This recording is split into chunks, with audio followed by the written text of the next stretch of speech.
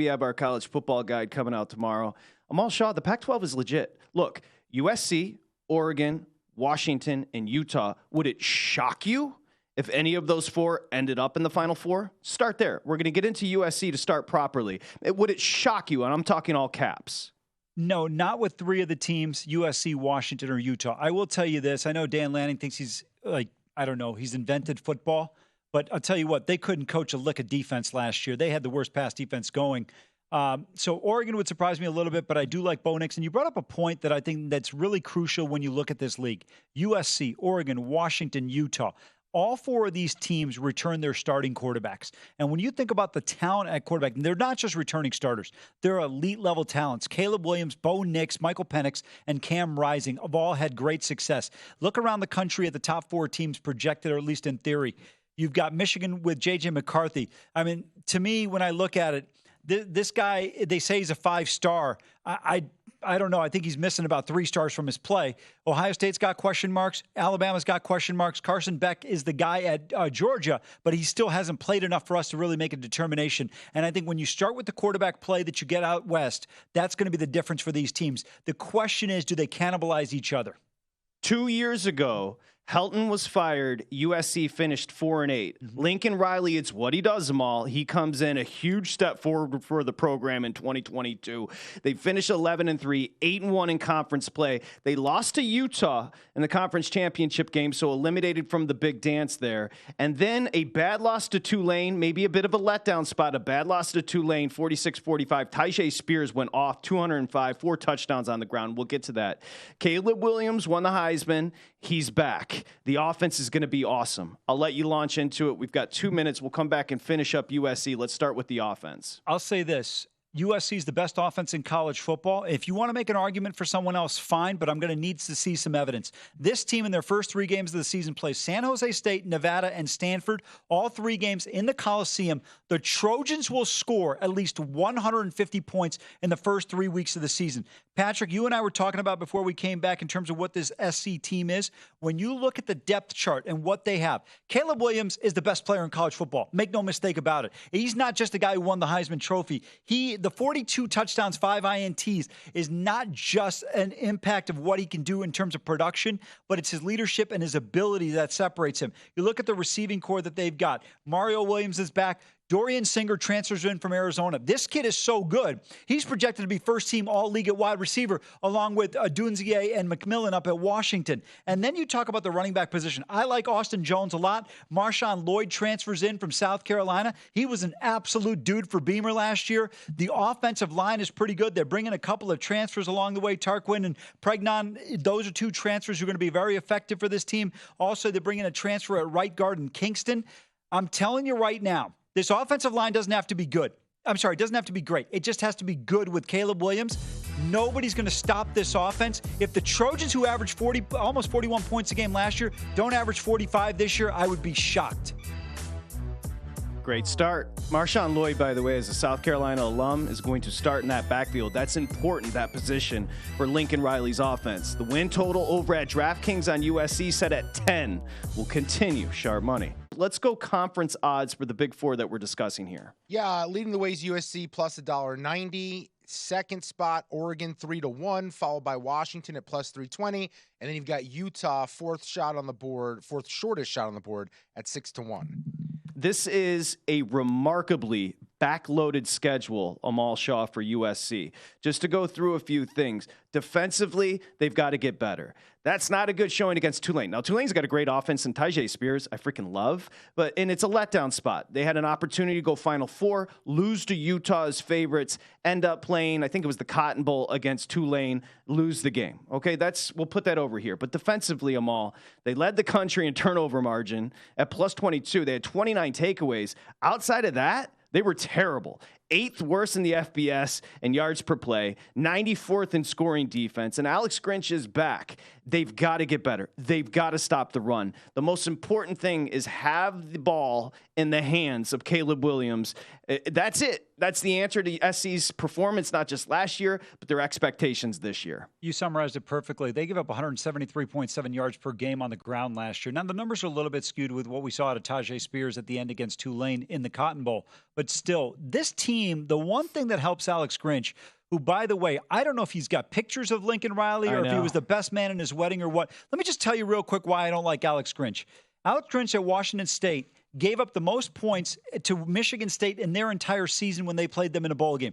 He was at Ohio State for a single year, gets pushed out. He's at Oklahoma. Oklahoma's defense got worse when you look at what there was there under Venables and under Stoops in the previous regime. USC is a national championship offense. They've got elite talent on offense. They've got a generational talent at quarterback. But Grinch's defense can't get key stops. When you look at some of the games last year for the Trojans, in some of those matchups, there are games that should not have been that close, but they were because USC just had the inability to stop teams when needed. And if they can just be slightly better, if you can get 2 more stops a game, the USC Trojans will have a great chance to be in the college football playoff. Win total set at 10. I'll get both of your take on this one. Of course, 11-1 last year, pardon me. Here's the interesting part about their schedule. I talked about it being backloaded. You know, Arizona and Cal are both going to be very competitive this year in the Pac-12. So we've got to give, of course, Week 6, Arizona at USC. But my assumption is they get through the first 6-0, and that's where Murderers Row opens up them all for USC. They go to Notre Dame. Here comes Utah. We'll get to Utah on the road. They're a different team away from Salt Lake City. They go to Cal. That's not going to be easy. It's a much better team. Washington comes to town. I can tell you right now, sharp money, we're going to talk about that game, Washington-USC, for 3 hours heading into the weekend. That is just going to be freaking awesome.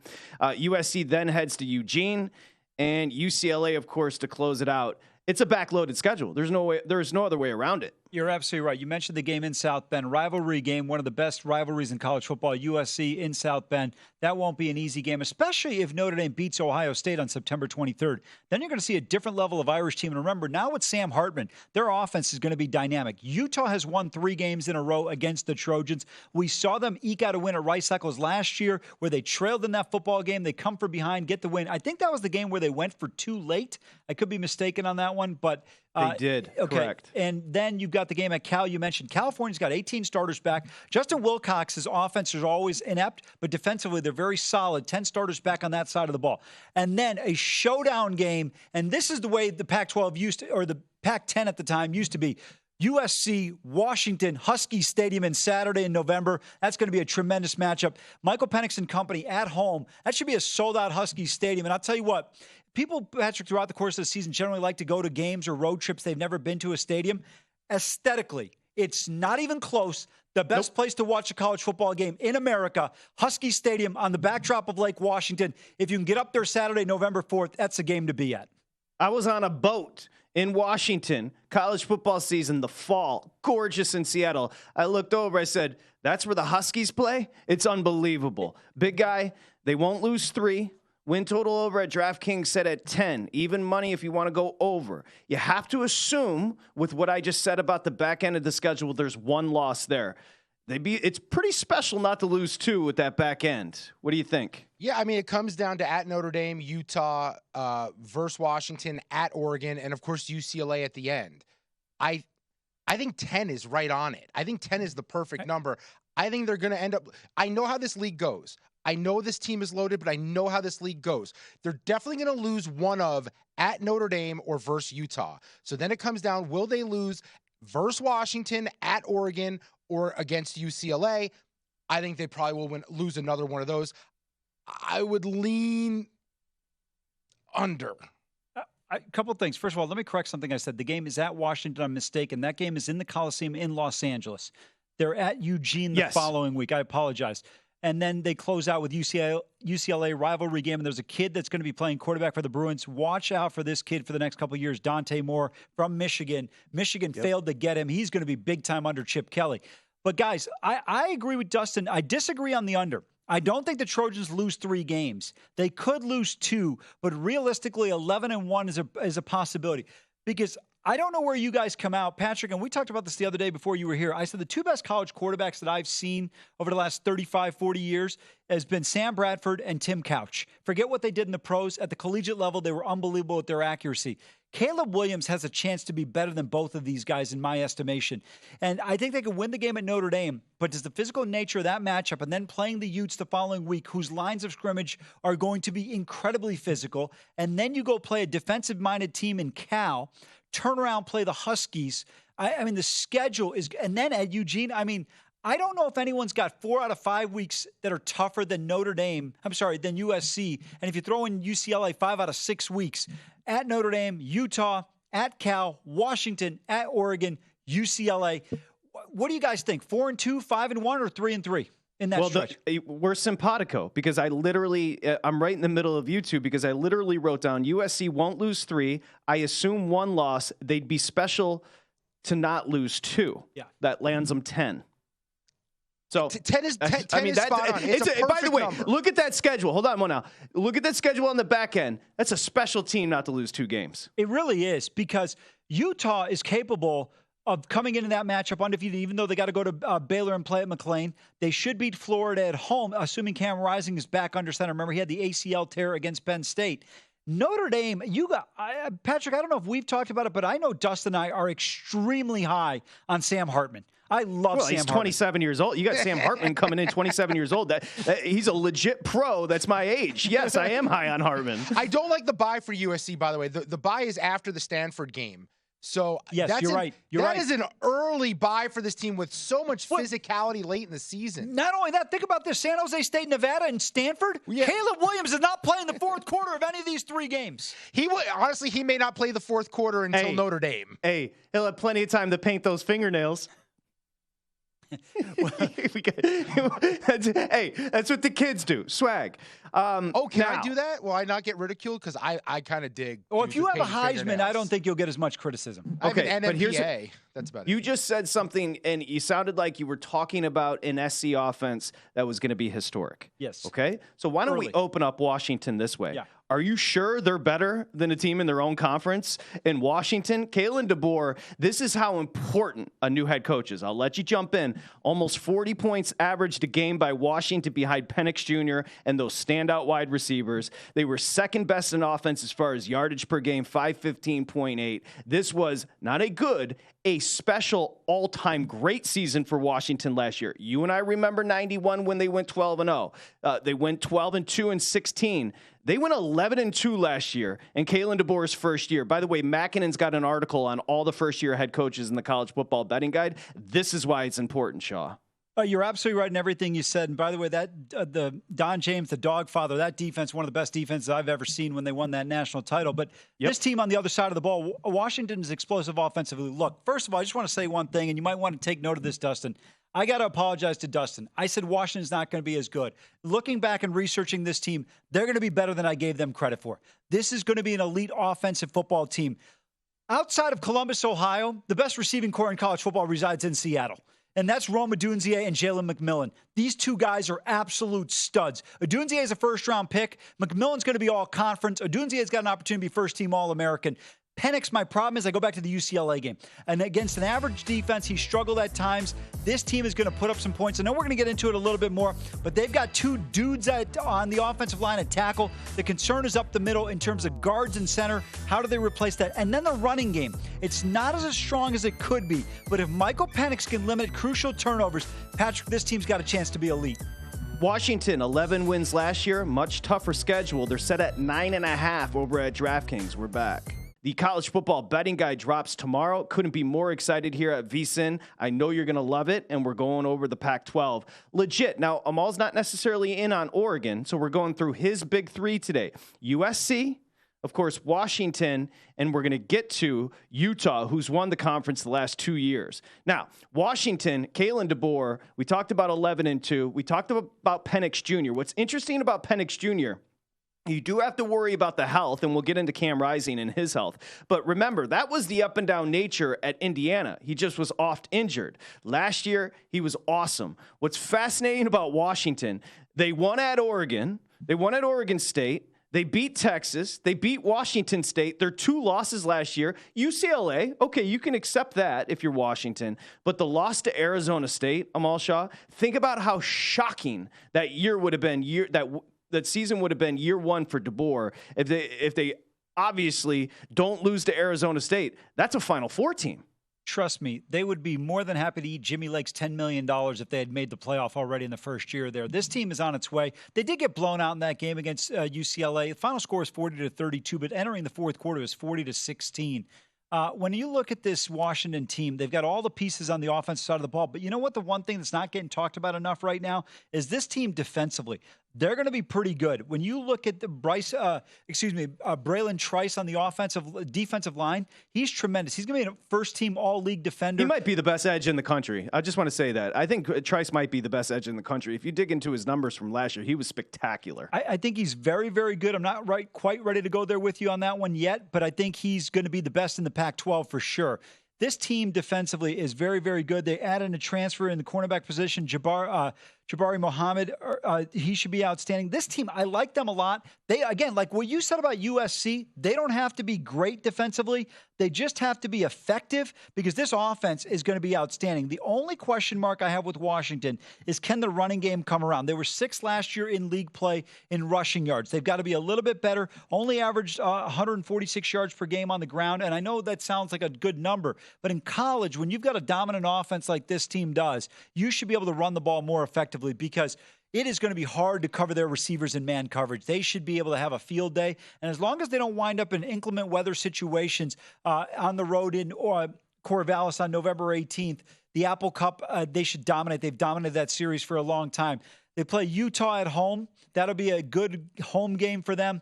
They're at SC. That's where the rubber meets the road for this team. They get Oregon. And for people that are not from the Pacific Northwest, that is a huge rivalry game. But, Patrick, they've got a big advantage for that matchup. They come off of a bye in the 5th week, and then in the 6th week they play Oregon. What a great spot for that game. I would well put 9.5's the number over at DraftKings. They're plus 320 in conference, the Huskies. That's your third betting favorite. I will say they struggled. They were 100th against the pass. You mentioned Muhammad, who comes over, the big cornerback from Oklahoma State. He's going to help. They got a linebacker in the transfer portal from USC as well. He's going to help against the pass game. They've got to get better against the pass, but they really don't. Outside of that, if they do tighten up, they don't have many weaknesses. Again, 11 wins. This is a tougher schedule. Let's dive into the 9.5, plus 125. If you want to go over, big guy, I know you're high on the Huskies. Yeah, I mean, and it's not just the players, it's not just the system. It's Kalen DeBoer. Like, this guy is a leader. Like, just because he was an FBS Power 5, or not a Power 5, Group of 5 coordinator at Fresno State, he spent time at Indiana, but this is a guy who had a successful track record at NAIA Sioux Falls. And I don't take that lightly, that he has head coaching experience with a ton of success. Because looking up his record this year for today's show, 11-2 at Washington a year ago, 23-8 overall. But in his career as a head coach, including his time in NAIA, he's 90-11. He knows how to build a program, and that's what he's done here. That's what intrigues me. You've got 7 guys back on offense. You've got 6 guys back on defense. This was the number 1 passing offense in the league or in the country a year ago. Number 2 overall offense behind Tennessee. I love this team. They address needs with Mississippi State running back Dylan Johnson transferring in. Guy had almost 1,200 yards in a air raid offense in Mississippi State. Do you know how hard that is for a running back to do? I love the way he's built this program. They have their 2 tackles coming back, which is always massive to me, is do you have continuity on your offensive line? Having those 2 end pieces on your O-line is absolutely vital for a program looking to do what they're doing, which is to keep the momentum going from a year ago. I'm very high on this team.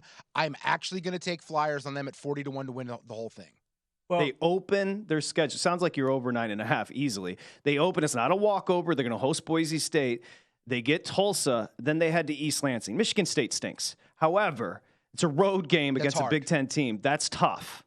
It is. As long as they bring a lawnmower, they should run right over this Spartan team because the grass there is like Northwestern. It looks like it's never cut. It's going to be gray. Yeah. It's going to be dark. Yes. And Mel Tucker should never have been kept. I mean, I don't know what the boosters were doing. That team stinks. However, it's a big-time travel spot.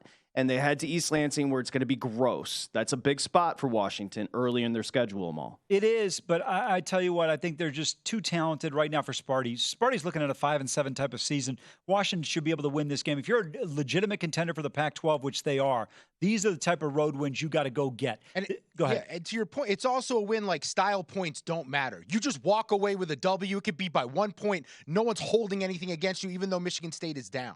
Absolutely. And I don't even look, they don't have to worry about that. You win in Los Angeles, you're going to have a great shot. Michael Penix will have a chance to get to New York City if they can win in Los Angeles. But when I look at this team, Oregon is the big game. You mentioned, Patrick, I think over 9.5, as you said, plus 125. They're winning 10 games, but go ahead. No, that's what I'm saying. Look, even if they lose to Utah at home, which is not a slam dunk for the Utes to come on the road and win. We saw Utah struggle in Eugene last year. The SC game on the road, that'll be a challenge. Those games are back-to-back. But I'm telling you right now, the Oregon game is the perfect time. ASU and Kenny Dillingham, they'll be better in the future, but not this year. Apple Cup, as I mentioned, they've dominated. I love the way the schedule shakes out. There's two tricky games on the schedule, and they're both from teams in the state of Oregon. The game against the Ducks, which is a huge rivalry game in the Pacific Northwest, and then the game in Corvallis. Jonathan Smith's team is very good. Playing there at Reser Stadium is always a challenge. I think they've got to win 2 games to be able to get to 10 wins. I think they get over their season win total of 9.5. Things break right. They go 11-1. Good season is 10-2, and if they have a couple of hiccups, 9-3. And you have to hope there's no emotional letdown going to Oregon State. Potentially, if you somehow win at USC, then you're coming off a super physical matchup with Utah. Utah's the team in this league that nobody wants to face because of their physicality, because of how well coached they are. So coming off those 2 games, that Oregon State game, you're right, is kind of the kicker to the whole thing. They went to Oregon last year, and beat them. Yeah. It's a huge spot and a revenge spot for Oregon, but Washington's got to win that game at home. There's no question about it. You got to take advantage of that home field you have there. But you guys mentioned Oregon, and you're right. That was a back-and-forth game, high-scoring game, if you guys recall last year.